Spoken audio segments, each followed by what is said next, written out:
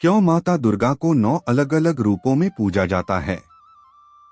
माता दुर्गा की पूजा उनके 9 विभिन्न स्वरूपों में की जाती है, जो शक्ति, भक्ति, ज्ञान, साहस और धैर्य के प्रतीक हैं। नवरात्रि का पर्व विशेष रूप से इन 9 रूपों की आराधना के लिए समर्पित होता है। लेकिन प्रश्न यह उठता है कि देवी को 9 रूपों में ही क्यों पूजा जाता है?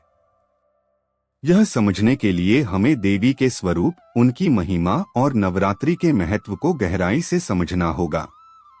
देवी दुर्गा संपूर्ण ब्रह्मांड की आधार शक्ति हैं और उनके विभिन्न रूपों में अलग अलग शक्तियों का प्राकट्य होता है। ये सभी रूप भक्तों के कल्याण के लिए अवतरित हुए हैं और प्रत्येक रूप की एक अलग कथा तथा महिमा है। देवी दुर्गा का मूल स्वरूप शक्ति का प्रतीक है।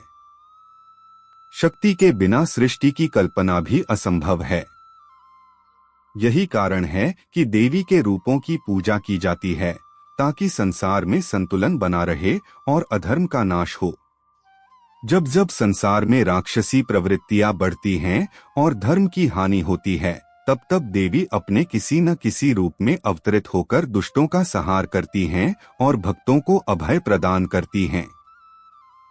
माता के 9 रूपों को नवदुर्गा कहा जाता है और प्रत्येक रूप का विशेष महत्व होता है। पहले रूप में माता शैलपुत्री की पूजा की जाती है, जो पर्वतराज हिमालय की पुत्री हैं।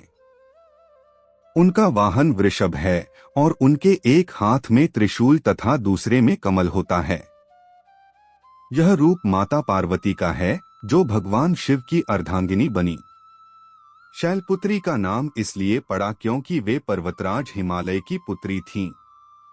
इनकी पूजा करने से मनुष्य अपने भीतर की शक्ति को जागृत कर सकता है और अपने जीवन के लक्ष्य को प्राप्त करने के लिए दृढ़ निश्चय बना सकता है।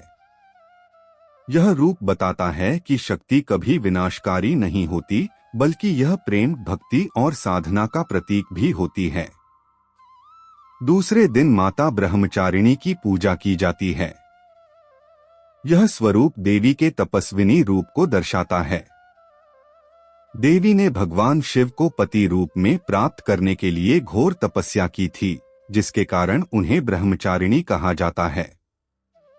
इस रूप में देवी के एक हाथ में कमंडल और दूसरे हाथ में जपमाला होती है। यह रूप हमें संयम, साधना और तपस्या का महत्व सिखाता है। जीवन में कोई भी सफलता प्राप्त करने के लिए तपस्या आवश्यक होती है। यह तपस्या केवल भौतिक नहीं, बल्कि मानसिक और आध्यात्मिक भी होनी चाहिए। माता ब्रह्मचारिणी की उपासना से साधक को आत्मबल मिलता है और उसके भीतर ज्ञान का संचार होता है।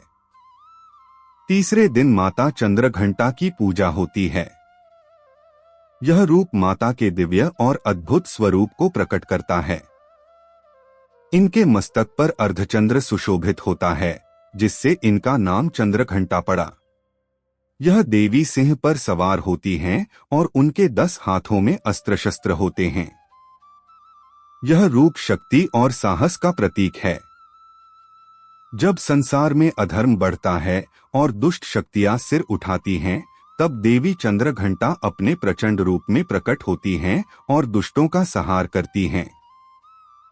यह रूप यह भी दर्शाता है कि स्त्री केवल कोमलता और करुणा की मूर्ति ही नहीं होती, बल्कि वह आवश्यक होने पर दुष्टों का संहार भी कर सकती है। चौथे दिन माता कूष्मांडा की पूजा की जाती है। ऐसा कहा जाता है कि जब इस सृष्टि में चारों ओर अंधकार था, तब देवी कूष्मांडा ने अपनी मंद मुस्कान से इस ब्रह्मांड की रचना की थी। इनके 8 हाथ होते हैं, जिनमें विभिन्न प्रकार के शस्त्र और अमृत कलश होते हैं। यह रूप हमें सिखाता है कि सृजन भी एक शक्ति है और जो शक्ति सृजन कर सकती है, वह उसे संहार भी कर सकती है। यह देवी हमें सिखाती हैं कि हमें अपने भीतर की सकारात्मक ऊर्जा को जागृत करना चाहिए, जिससे हम अपने जीवन में सफलता और शांति प्राप्त कर सकें। 5वें दिन माता स्कंदमाता की पूजा की जाती है। यह देवी भगवान कार्तिकेय की माता हैं और इन्हें गोद में स्कंद कार्तिकेय को धारण किए हुए चित्रित किया जाता है। इनका वाहन सिंह होता है और ये 4 भुजाओं वाली होती हैं।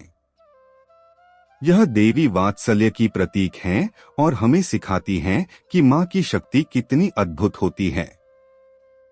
यह रूप यह भी दर्शाता है कि एक माँ अपने पुत्र की रक्षा के लिए किसी भी हद तक जा सकती है और यदि आवश्यकता हो तो वह स्वयं योद्धा बन सकती है। छठे दिन माता कात्यायनी की पूजा होती है। इनका जन्म कात्यायन ऋषि के घर हुआ था, इसलिए इनका नाम कात्यायनी पड़ा। यह रूप देवी का अत्यंत शक्तिशाली स्वरूप है और यह देवी दुष्टों के विनाश के लिए अवतरित होती हैं। यह रूप विशेष रूप से महिषासुर मर्दिनी के रूप में प्रसिद्ध है। माता ने महिषासुर का वध कर धर्म की रक्षा की थी।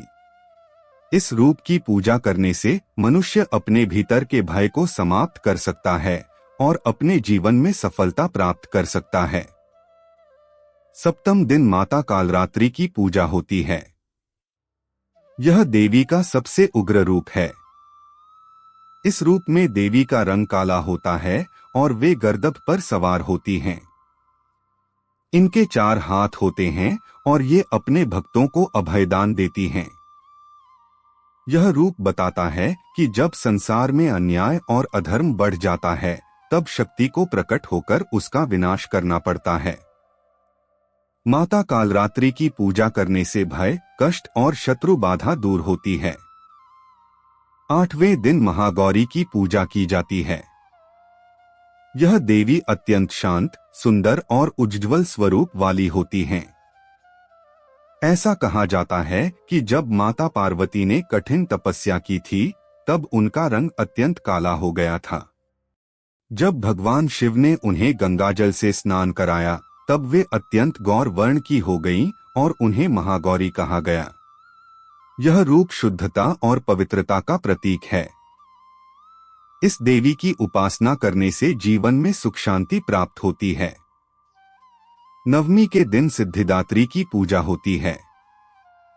यह देवी सभी सिद्धियों को प्रदान करने वाली हैं। यह रूप देवी के संपूर्ण स्वरूप का प्रतीक है, जिसमें सभी देवताओं और ऋषियों ने उनकी स्तुति की थी। यह देवी भक्तों को 8 सिद्धियां प्रदान करती हैं, जिससे वे आध्यात्मिक रूप से उन्नति कर सकते हैं। इस रूप की पूजा करने से साधक को मोक्ष की प्राप्ति होती है। इस प्रकार माता के 9 रूपों की पूजा करने का अर्थ केवल उनकी भक्ति करना नहीं है, बल्कि यह हमारे जीवन के प्रत्येक पहलू को दर्शाता है। हर स्वरूप हमें कुछ न कुछ सिखाता है, कहीं शक्ति, कहीं भक्ति, कहीं साहस, कहीं संयम। नवरात्रि का पर्व हमें यह सिखाने के लिए होता है कि हम अपने जीवन में संतुलन बनाए रखें और शक्ति का सदुपयोग करें। जब तक हम अपने भीतर की शक्ति को पहचान नहीं पाते, तब तक हम किसी भी लक्ष्य को प्राप्त नहीं कर सकते।